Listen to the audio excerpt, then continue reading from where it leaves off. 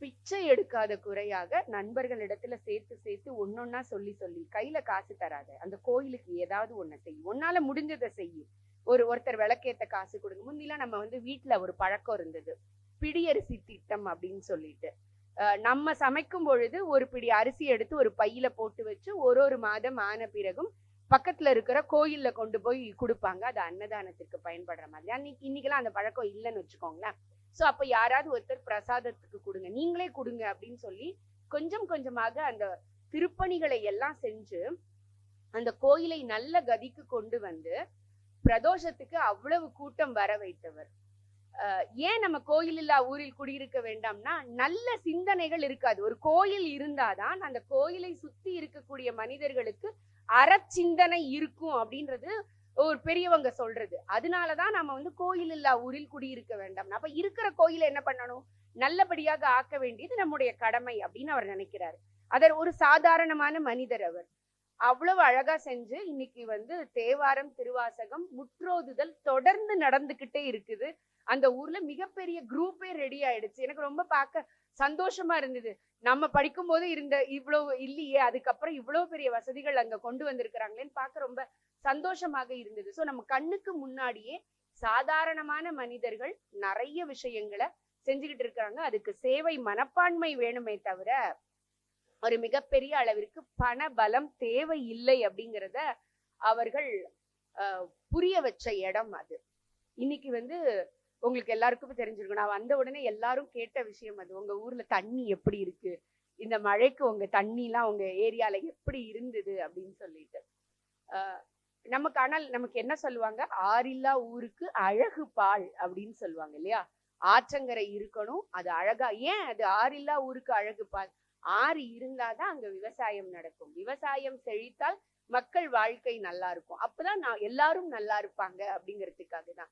ஆனால் இன்னைக்கு ஆறு தண்ணிங்கிறதே ஒரு துயரம் அப்படிங்கக்கூடிய நிலைமைக்கு மாறிடுச்சு இல்லையா. ஆனால் இன்னைக்கும் வறட்சியான பகுதிகள் அதிகமாக இருக்கின்றன. இதே சென்னை நீங்க ஏப்ரல் மே மாசம் வந்தீங்க அப்படின்னா லாரி ஓடிக்கிட்டே இருக்கும், தண்ணி எடுத்துட்டு போய்கிட்டே இருப்பாங்க.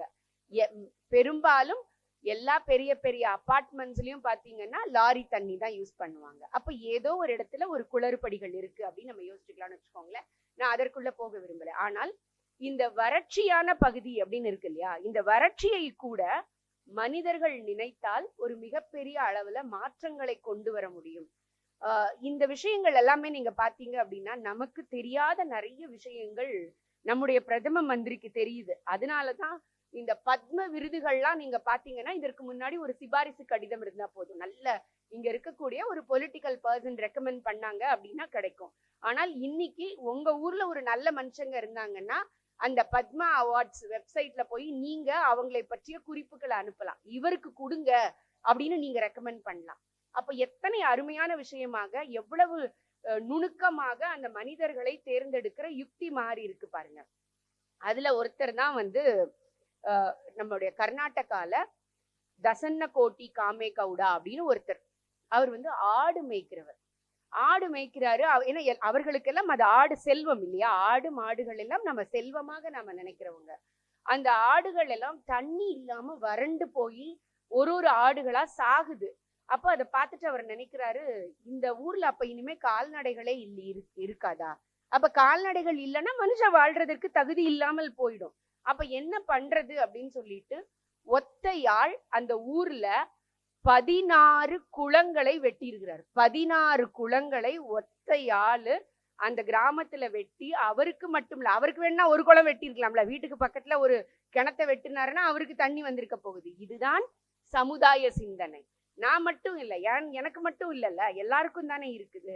அப்போ 4 கிணற தோண்டும் போது 2 குளத்தை தோண்டும் போது பக்கத்துல இருக்கிறவங்க எல்லாம் கேட்கிறான். அப்போ இருக்கு நம்ம இவங்க கிட்ட போய் என்னத்த கேட்கறது, ஆள்ற பொலிட்டிக்கல் பர்சன் கிட்ட போய் என்ன கேட்கறது, நமக்கு வேணுங்கிறத நாமளே செய்வோம் அப்படின்னு கொஞ்சம் கொஞ்சமாக மக்கள் தானாக முன் இதுக்கு காசு பணம் தேவையில்லை, அவர்கள் உடலில் பலம் இருக்கு, மனசுல தைரியம் இருக்கு, அவர்களுக்கு அந்த கால்நடைகளை காப்பாற்ற வேண்டும்ங்கிற எண்ணம் இருக்கு.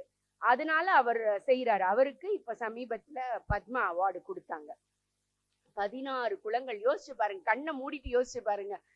நம்மளால வந்து யோசிக்க கூட முடியாது அவ்வளவு பெரிய விஷயங்களை. இன்னைக்கு காலையில நீங்க நானெல்லாம் பாப்பீங்களான்னு எனக்கு தெரியல. அதுல வந்து நான் வர்ற வழியில கொஞ்சம் பார்த்தேன். ஒரு பொறியாளர், ரிட்டையர்டு பொறியாளர் ஒருத்தர் பேசினாரு. சென்னை, நீங்க ஏன் நான் சென்னையை கனெக்ட் பண்ணேன் அப்படின்னா, சென்னை வந்து ஒரு மேடான இடத்துல இருந்து ஒரு பள்ளமான இடம் வரைக்கும் இருக்குது. இங்க வந்து முழுக்க அந்த ஏரிகள் நிறைந்த பகுதி அப்படின்னா, ஒரு ஏரி நிறைஞ்சாதான் தண்ணி வெளியில இன்னொரு ஏரிக்கு வரும் அப்படி அவர் சொல்றாரு, எக்ஸ்பிளைன் பண்றாரு. கடைசியில அது வந்து அந்த சதுப்பு நிலத்துக்கு போய் சேரும். சதுப்பு நிலம் அந்த நீரை தேக்கி வைத்துக் கொள்ளும். அது ஆக்கிரமிச்சதுதான் காரணம் அப்படின்னு சொல்லிட்டு அவர் ஒரு ஓய்வு பெற்ற பொறியாளர் அதற்கு விளக்கம் கொடுக்கிறார். இதனாலதான் நமக்கு வெயில் காலத்துல தண்ணி இல்லாம போகுது, மழை காலத்துல இப்படி இருக்குது அப்படின்னு சொல்லிட்டு. நம்ம இந்த தேசிய சிந்தனை இருக்குல்ல, இந்த தேசிய சிந்தனை வந்து நம்ம ஊர்ல மட்டும்தான் அப்படி நினைக்கிறோமா, இல்ல நாடு ஃபுல்லா அப்படி இருக்கா அப்படின்னா, அதனாலதான் இது புண்ணிய தேசம் இல்லையா, கர்ம பூமி. எல்லாருடைய எண்ணங்களும் காஷ்மீர் முதல் கன்னியாகுமரி வரை ஒரே எண்ணங்கள் தான். மனிதர்கள் வேற வேற, நம்ம உடுக்கிற உடை வேற, ஏன்னா தட்ப வெப்பநிலைக்கு தகுந்தாற் போல, சாப்பிடுற சாப்பாடு வேற, ஏன்னா தட்ப வெப்பநிலைக்கு தகுந்தாற் போல. ஆனால் எண்ணங்கள் ஒண்ணு அப்படின்னு இருக்கு இல்லையா. அது வந்து ஒருத்தங்க உமாசங்கர் பாண்டே அப்படின்னு ஒருத்தர், அவர் வந்து உத்தரப்பிரதேஷ், குஜராத், உத்தரகண்ட் இந்த எல்லாமே நீங்க பாத்தீங்கன்னா வறட்சியான பகுதிகள் தான். ஆறு இருக்கும், ஆனால் எல்லா இடத்திற்கும் சமமாக அந்த நீர் கிடைக்காது. எப்படி வந்து கர்நாடகால அந்த காமேகவுடா வந்து 16 குளங்களை வெட்டினாரோ, இவர் பாக்குறாரு. ஏன்னா இவர்கள் ஊர் முழுக்க முழுக்க அந்த உத்தரப்பிரதேசத்துல பண்டா அப்படின்னு, ஜஹானி பண்டான்னு ஒரு மாவட்டம், அங்க வந்து மிகுந்த வறட்சியாக இருக்குது. அந்த இளைஞர்கள் எல்லாம் அந்த ஊரை விட்டு போய்கிட்டே இருக்கிறாங்க. ஏன்னா வேலை தேடி ஏதோ ஒரு ஊருக்கு போகணும். அப்ப இவர் பாக்குறாரு, இளைஞர்கள் எல்லாம் இந்த ஊரை விட்டு போயிட்டாங்க அப்படின்னு சொன்னா, அப்ப இந்த ஊரை யாருமே காப்பாற்ற முடியாது. இளைஞர்களை தக்க வைக்கணும் அப்படின்னு சொன்னா இந்த ஊர்ல திரும்பவும் விவசாயம் வரணும். திரும்பவும் விவசாயம் வரணும்னா அதற்கு தண்ணி வேணும் அப்படின்னு சொல்லிட்டு நிறைய பள்ளங்களை தோண்டி வைக்கிறாராம். அவர் வந்து குளங்களை கட்டின மாதிரி இவர் பள்ளங்களா ஒவ்வொரு வீட்டுக்கு பின்னாடியும் தோண்டி தோண்டி வச்சு வச்சு நிலத்தடி நீரை அதிகப்படுத்துதல் அப்படின்னு சொல்லிட்டு 1034 அடி கிட்டக்க அவ்வளவு தண்ணிய வந்து வறட்சியான இருந்த இடத்துல அவ்வளவு தண்ணிகள் அந்த நிலத்தடி நீரை அதிகப்படுத்துற அளவுக்கு கொண்டு வந்திருக்கிறாரு. அதை கொண்டு வந்த பிறகு கவர்மெண்ட் அதை எடுத்து 1050 கிராமங்கள்ல அதை மாடலா எடுத்து எல்லா கிராமங்கள்லயும் அதை நிறைவேற்றி இருக்கிறாங்க. அந்த ஊர்ல 33 கிணறு, 25 அடிப்பம்பு கிட், 6 குளங்கள், 6 குளத்தை அவர் வெட்டி இருக்கிறாரு. இது வந்து சாதாரணமான ஒரு விவசாயம், படிப்பறிவில்லாத ஒரு விவசாய மனிதர். ஆனால் அவருடைய எண்ணம் என்ன, என்னுடைய ஊர்ல இருக்கக்கூடிய இளைஞர்கள் இந்த ஊரை விட்டு போயிடக்கூடாது அப்படிங்கிறது தான். அந்த எண்ணம் ஒவ்வொரு பகுதியிலும் வேற வேற காரணங்களுக்காக வரலாம். நான் எப்பொழுதுமே இங்க இருக்கக்கூடிய அந்த பல்வேறு இடங்களுக்கு போகும்பொழுது சொல்லிட்டே இருப்பேன், சென்னைக்கு வந்து அவ்வளவு பேர் குமிறாங்க, கோயம்புத்தூருக்கு வந்து அவ்வளவு பேர் குமிறாங்க. அப்போ இன்னைக்கு எல்லா இடங்களுக்கும் ரோடு ஃபெசிலிட்டி இருக்குது. தமிழகத்துல வந்து நமக்கு அதெல்லாம் ரொம்ப நல்லாவே இருக்குது. ஃப்ளைட் ஃபெசிலிட்டி இருக்குது, ட்ரெயின் ஃபெசிலிட்டி இருக்குது. அப்படி இருக்கும் பொழுது இந்த நிறுவனங்கள் பரவலாக்கப்படும் பொழுது அந்தந்த ஊர்ல படிச்சவன் அந்தந்த ஊர்லயே ரொம்ப ஊரை விட்டு வெளியில வராம இருந்தாலே அந்த ஊர் வந்து ரொம்ப நல்லா இருக்கும். இதற்காக தான் நீங்க பாத்தீங்கன்னா தேசிய கல்விக் கொள்கையில சொல்லும் பொழுது இந்த 6, 7, 8ஆம் வகுப்பு குழந்தைங்களுக்கு அந்த ஊரில் இருக்கக்கூடிய தொழிலை அறிமுகப்படுத்துங்கள் அப்படின்னு சொன்னாங்க. ஏன் சொன்னாங்க அப்படின்னா, இன்னைக்கு புவிசார் குறியீடுன்னு ஒண்ணு கேள்விப்பட்டிருப்பீங்க இல்லையா. சோ அது அந்தந்த ஊர்ல எது ஸ்பெஷலோ அதுக்கு தான் கொடுக்குறாங்க. அப்ப அதை செய்யக்கூடிய நபர்கள் குறைஞ்சுக்கிட்டே இருக்கிறாங்க. தொழில் வளம் ஒவ்வொரு டிஸ்ட்ரிக்ட்லயும் குறைஞ்சுக்கிட்டே இருக்கு. ஏதோ ஒரு இடத்துல ஃபுல்லா குமியுது, ஒரு இடத்துல குறைஞ்சுக்கிட்டே இருக்குது. ஆனால் இந்த குழந்தைகளுக்கு அந்த தொழிலை நீங்க அறிமுகப்படுத்திட்டீங்கன்னா, அவனுக்கு இஷ்டம் இருந்ததுன்னா அவன் 12th முடிச்சுறான், காலேஜ் முடிக்கிறான், அந்த பிசினஸ வந்து பாத்துக்கிட்டுமே. அப்படி பாத்துக்கும் போது அந்த ஊர்ல எக்கானமி டெவலப் ஆகும். அது மட்டும் இல்லாமல் அந்த ஊர்ல இருந்து அவன் வெளியில வர வேண்டிய அவசியம் இல்லை, தன்னிறைவு பெற்ற மனிதனாக வாழ முடியும். அதுதான் ரொம்ப ரொம்ப இம்பார்ட்டன்ட். இது சாதாரண மனிதர்களால செய்யக்கூடிய ஒரு சமூக சேவையாக இருக்கும். யாரெல்லாம் நம்ம தொழில் பண்றோமோ அதை அடுத்த ஜெனரேஷனுக்கு சொல்லி கொடுக்கறது. ஏன்னா இந்த ஜெனரேஷன் வந்து பார்த்து வளர்ற ஜெனரேஷன். நாம என்ன செய்யறோமோ அதை பார்த்து தான் வளர்றாங்க. நாமெல்லாம் சொல்ல கேட்டு வளர்ந்தோம் இல்லைங்களா? நம்மளோட ஜெனரேஷனை பொறுத்த வரைக்கும் ஒரு அபவ் 40க்கு மேல இருக்கிறவங்க எல்லாரும் அம்மா அப்பா சொன்னா கேட்டுக்கணும். ஆனா இன்னைக்கு இருக்கிறது அப்படி இல்லை. ஏன் நான் கேட்கணும், ஏன் நான் இதை செய்யணும், அப்போ அவங்களுக்கு ஜஸ்டிஃபை பண்ண வேண்டிய பொறுப்பு நமக்கு இருக்குது. அதை செய்யக்கூடிய இடத்தில் சாதாரண மனிதர்களும் அவ்வளோ சக்சஸ்ஃபுல்லா இங்க கொண்டு வர முடியும் அப்படிங்கிறதுக்கு நிறைய பேர் இருக்கிறாங்க. நம்ம ஊர்ல எல்லாம் பாத்தீங்கன்னா சிறுவாட்டு காசு அப்படின்னு சொல்லுவாங்க இல்லையா? சின்ன சின்னதா நம்ம லேடிஸ் வந்து நிறைய சேமிச்சு வைப்பாங்க. இந்த பேண்டமிக்ல கூட ரொம்ப சந்தோஷமாக இருந்த விஷயம் என்ன அப்படின்னா, உலக பொருளாதாரமே ஒரு மிகப்பெரிய அளவிற்கு நிலை குலைஞ்சு போகும் பொழுது இந்திய பொருளாதாரம் ஒரு மிகப்பெரிய அளவிற்கு குறையல. அதற்கு காரணம் என்ன அப்படின்னு சொன்னா, நம்மளுடைய அந்த சேமிக்கிற பழக்கம். ஏதோ ஒண்ணு இருக்கிறத வச்சு நான் வச்சுக்குவேன் ஃபர்ஸ்ட். அதாவது நம்ம ஊர்ல எல்லாம் சொல்லுவாங்க, முதல்ல வீட்டுக்கு வந்து மாச சம்பாத்தியமாக இருந்தால் ஒரு பிசினஸ்ல இருந்து ஒரு ப்ராஃபிட் வந்ததுன்னா முதல்ல ஒரு பணத்தை எடுத்து சேவிங்ஸ்ல போடு, அதுக்கப்புறம் செலவு பண்ணு. சாமிக்கு ஏதோ ஒண்ணு வாங்குவாங்க, வீட்டுல சக்கரை வாங்குவாங்க. ஒரு மளிகை சாமான்னா வீட்டுல சக்கரை முதல்ல வாங்குவோம் இல்லையா? மஞ்சத்தூள் வாங்குவோம். இதெல்லாம் எதற்காக? ஒரு மங்களமான விஷயங்கள் தொடர்ந்து நடக்கணும் அப்படிங்கிறதுக்காக. இந்த சிறு துளி வெள்ளம் இருக்கு இல்லைங்களா, அது ரொம்ப பெரிய வெள்ளம். அதே மாதிரி நம்மளுடைய பழக்க வழக்கங்கள்ல இருக்கக்கூடிய அந்த கோல்டு, நிறைய பேர் சொல்லுவாங்க நகையெல்லாம் நிறைய போட்டு கல்யாணம் பண்ணி கொடுக்குறாங்க. இன்னைக்கு இருக்கிற பிள்ளைங்களுக்கு நகையே பிடிக்கிறது இல்ல. இந்த நகை அப்படிங்கிறது வந்து வெறும் ஆபரணம் மட்டும் அல்ல, அது ஒரு இன்வெஸ்ட்மெண்ட் மாதிரி நம்ம காலத்துல நம்ம யோசிச்சு வச்சாங்க. எந்த ஒரு கஷ்டம் வந்தாலும் யார்கிட்டயும் போய் கையேந்தாம இருக்கிறத அந்த நகையை வச்சு என்ன வேணா நான் சாதிக்க முடியும் அப்படிங்கிறது சாதாரண மனிதர்களுக்கு இருந்த அந்த ஒரு காசு கிடைச்சா ஒரு குந்துமணி தங்கம் வாங்கி வைக்கணும் அந்த பழக்கம் இல்லையா? சாதாரண மனிதர்கள் அவர்களால ஏற்பட்ட மாற்றங்கள் என்ன? ஒவ்வொரு குடும்பத்திலையும் கஷ்டம் வரும் பொழுதும் யாரையும் கை நீட்டி கையேந்து நிக்காத ஒரு நிலைமைய நமக்கு அது கொடுத்தது அப்படிங்கிறது தான். இது வந்து நமக்கெல்லாம் இருக்கிறது ஒரு பெரிய விஷயம் இல்லை.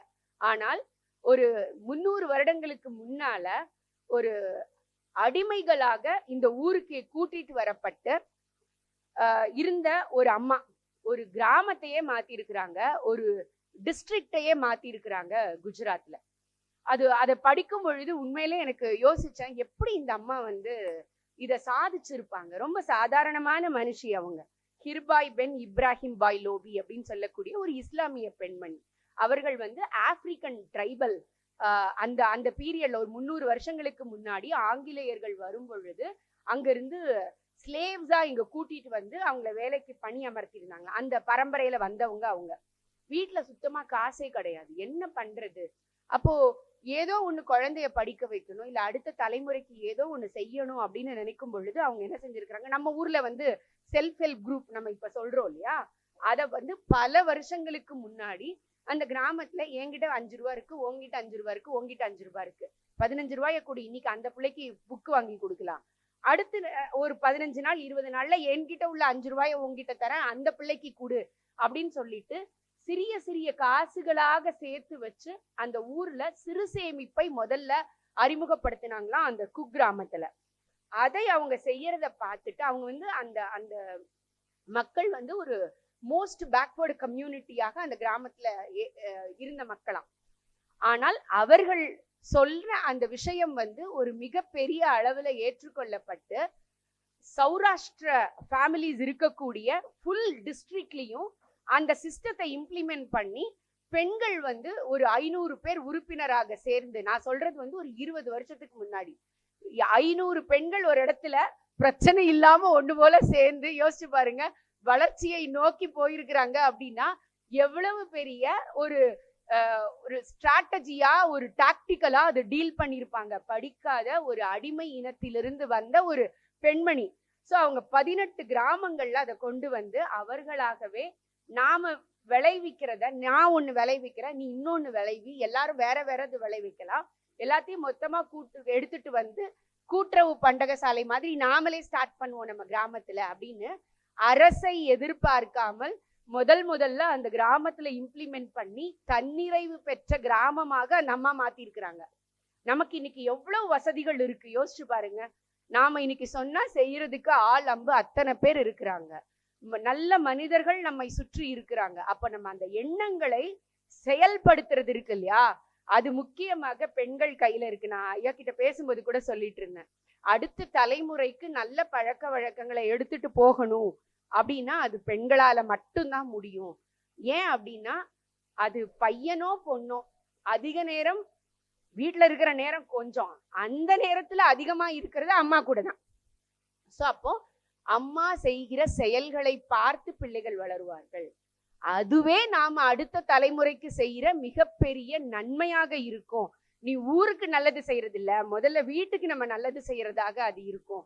எனக்கு அந்த ஹீராபாய் பெண்ணை பார்க்கும் பொழுது அந்த ஞாபகம் வந்தது, எப்படி ஒரு பெண்மணி இவ்வளவு அழகாக இதை செய்ய முடிஞ்சது அப்படின்னு சொல்லிட்டு. சோ இப்ப நம்ம வந்து கோயிலை பத்தி பேசுறோம், நம்ம ஊரை வளர்க்கறத பத்தி பேசுறோம், நம்ம வீட்டு பிள்ளைங்க படிக்கணும் இல்லையா. அப்ப நம்ம வீட்டு பிள்ளைகள் படிக்கணும் அப்படின்னா வசதி இருக்கிறவங்களுக்கு இன்னைக்கு கொஞ்சம் வசதி வந்தால் கூட நாம கடனை வாங்கி ஒரு பிரைவேட் ஸ்கூல்ல கொண்டு போய் சேர்க்கிறோம். ஆனால் இந்த படிப்புக்கும் அறிவுக்கும் நிறைய வித்தியாசம் இருக்கு. என்ன மேடம், படிப்புக்கும் அறிவுக்கும் நிறைய வித்தியாசம் இருக்கு?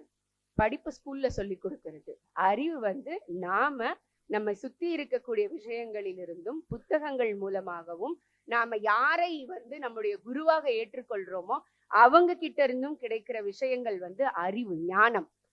அப்போ இதை எப்படி நாம அந்த குழந்தைக்கு கொடுக்கறது? படிப்பு ஸ்கூல்ல சொல்லி கொடுக்குறாங்க, அப்ப இதை என்ன பண்றது, இதை என்ன பண்ண முடியும் அப்படின்னு ஒருத்தர் யோசிச்சாரு. அவர் வந்து அவருக்கு வந்து வாய்ஸ் இன்னும் ரொம்ப நலமாக இருக்கிறார். அவரோட வாய்ஸ் பாத்தீங்கன்னா ஒரு பெண்ணுக்குரிய வாய்ஸ் மாதிரி கொஞ்சம் இருக்கும். அதனால அவர் கல்யாணமே பண்ணிக்கலாம். அந்த ஐயா படிச்சு முடிச்சுட்டு ஒரு கல்லூரியில லைப்ரரியனா ஜாயின் பண்றாரு. ஜாயின் பண்ணிட்டு தன்னுடைய வாழ்நாளில் தான் சம்பாதித்த பணம், ரிட்டையர் ஆனப்போ கிடைச்ச பணம் அத்தனையையும் ஊரூரா லைப்ரரி வைக்கிறாரு. எதற்காக?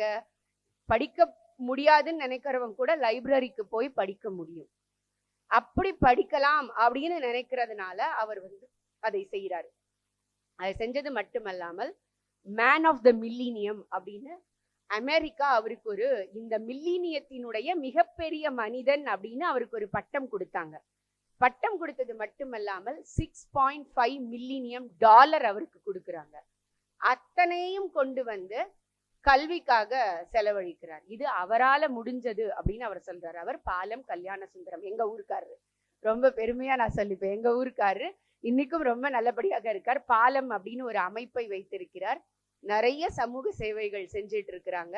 சோ அப்ப அவர் யோசிக்கிறாரு, அறிவை எப்படி கொடுக்கறது, என்னால இது முடியும், அதை நான் கொடுக்கறேன். இன்னைக்கு நிறைய அறக்கட்டளைகள் இறைவன் புண்ணியத்துல நிறைய குழந்தைகளுக்கு படிப்பை கொடுத்து கொண்டிருக்கிறார்கள். சாதாரணமான மனிதன் இந்த கோயம்புத்தூர்ல ஒரு 3-4 நபர்கள், நான் நிறைய இந்த மாதிரி பேச போகிற இடத்துல என்னுடைய பேச்சை கேட்டுட்டு என்னை எப்படியோ ஒரு இடத்துல நம்பரை வாங்கி தொடர்பு கொண்டு என்கிட்ட சொல்றாங்க, மேடம் நான் வந்து ஓரளவுக்கு நல்லா சம்பாதிக்கிறேன், வருஷத்துக்கு ஒரு குழந்தைக்கு என்னால படிக்கிறதுக்கு செலவு பண்ண முடியும், ஆனா என்னால யாரு சரியான நபர்னு செலக்ட் பண்ற இடத்துல நான் இல்லை, ஆனா நீங்க யார கைய காமிக்கிறீங்களோ அவங்களுக்கு நான் அந்த பணத்தை கொடுக்கறேன் அப்படின்னு சொல்லிட்டு இதே கோயம்புத்தூர்ல 4 நபர்கள் தொடர்ந்து நான் கை காட்டும் நபருக்கு படிக்கிறதுக்கு குழந்தைங்களுக்கு கொடுத்துட்டு இருக்கிறாங்க. இது எவ்வளவு பெரிய சேவைன்னு நான் யோசிச்சேன்னா, அவங்க சொல்றாங்க, நான் படிக்கும் போது கஷ்டப்பட்டு படிச்சேன், எனக்கு நிறைய பேர் ஹெல்ப் பண்ணாங்க, அந்த ஹெல்ப்பை நான் திரும்ப பண்ணணும்ல, இன்னைக்கு இருக்கக்கூடிய சூழ்நிலையில எனக்கு அந்த டைம் பத்தல. அப்போ சேவை அப்படிங்கிறது எல்லாரும் பணமாகவோ இல்ல எல்லாரும் வந்து உடல் உழைப்பாலேயோ செய்யணும்ன்றது இல்ல. பணம் இருக்கிறவங்க பணத்தால செய்யறாங்க, மனது இருக்கிறவங்க மனதால நல்ல காரியங்களை செய்யறாங்க, உடல் உழைப்பு இருக்கிறவர்கள் உடல் உழைப்பால நல்ல காரியத்தை செய்யறார்கள். நாம என்ன செய்யணும் அப்படிங்கிறது ஒவ்வொரு இண்டிவிஜுவல்ஸ் கிட்டையும் நாம டிசைட் பண்ணிக்கலாம். அதுலதான் நம்ம கிட்ட இருக்கு. எல்லா மாற்றங்களும் நம்மிடத்துல இருந்து தான் உருவாகணும். நம்ம எப்போதும் என்ன சொல்லுவோம், இந்த ரோடு சரியா இல்ல, இவங்கெல்லாம் சரியா செய்யல, இந்த பாலிட்டிஷியன்ஸே ரொம்ப ஒஸ்ட். என்னுடைய நண்பர் சொல்லுவாரு, பாலிட்டிஷியன்ஸ் எல்லாம் வானத்துல இருந்து குதிச்சவங்களா? இல்லல்ல, நம்மள ஒருத்தர் தானே அனுப்புறோம், அதுவும் நாம தானே செலக்ட் பண்ணி அனுப்புறோம். நீங்க சரியா செலக்ட் பண்ணாம இருந்துட்டு நாம சரியா இல்லாமல் இருந்துட்டு அங்க மேல போன ஒருத்தரை குறை சொல்றது தவறு அப்படின்னு அவர் சொல்லுவாரு. சோ அப்ப அந்த மாற்றங்கள் நம்மிடத்திலிருந்து வரணும் அப்படின்னா நாம என்ன செய்யணும்? நாமளாகவே அந்த மாற்றத்தினுடைய காரணியாக மாறணும். எப்படி மாறணும் அப்படின்னா, ரோட்ல குப்பையா இருக்குது. அப்போ ஒரு இளைஞர்கள் ஒரு டீம் பாக்குறாங்க. ஏன்னா நம்ம எல்லாம் இப்போ இளைஞர்களை என்ன வைக்கிறோம்? ரோட் சைட் ரோமியோஸ், அவங்களுக்கு வந்து டைவர்சன்ஸ் நிறைய இருக்கு, அவங்களுக்கு இதுல எல்லாம் ஒரு பெரிய நாட்டமே இல்லை, அப்படிலாம் நமக்கு வந்து ஒரு எதிர்மறையான எண்ணங்கள் இந்த இளைய தலைமுறை இடத்துல இருக்குது. ஆனால் எல்லா இளைய தலைமுறையும் அப்படி இல்லை. ஏன்னா எங்க ஊர்ல வெள்ளம் வந்தப்போ நீங்க பாத்தீங்க அப்படின்னா முதல்ல ரோட்டுக்கு வந்து செய்ய ஆரம்பிச்சது இளைஞர்கள் தான்.